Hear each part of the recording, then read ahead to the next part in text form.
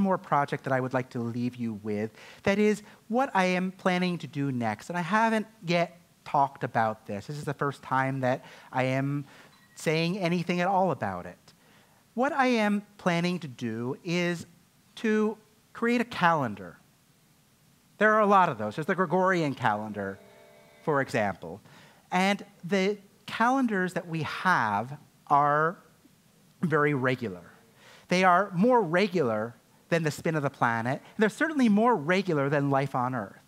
And so that got me thinking about whether you could have a different kind of a calendar that would, in fact, be true to life in terms of the fact that it would keep time according to how life was lived on this planet.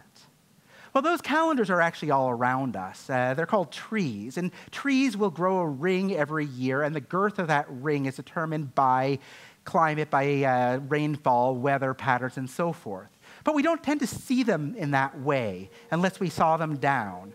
And to me, it seems that you could, in fact, make a tree operate as a calendar by taking that tree, and I am proposing a bristlecone pine, a tree with a 5,000-year lifespan, and putting milestones around it. Well, not exactly milestones, but century stones, or stones with a 500-year period between stones, set at regular intervals according to if the tree were to grow at the rate that it is right now, where would it be in 500 years?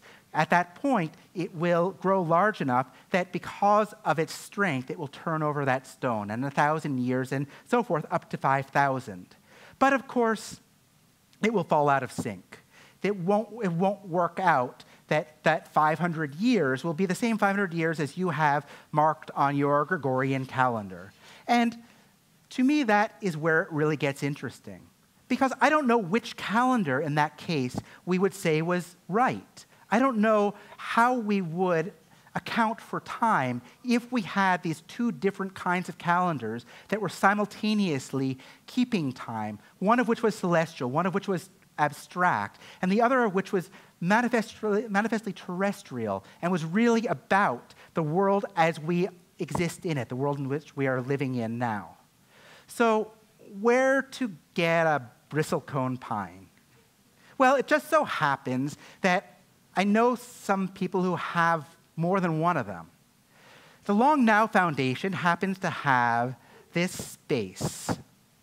More than a space. It's 800-odd acres in eastern Nevada, Mount Washington. They bought it back in the 90s, and it just so happens to have the world's largest bristlecone pine forest in private hands.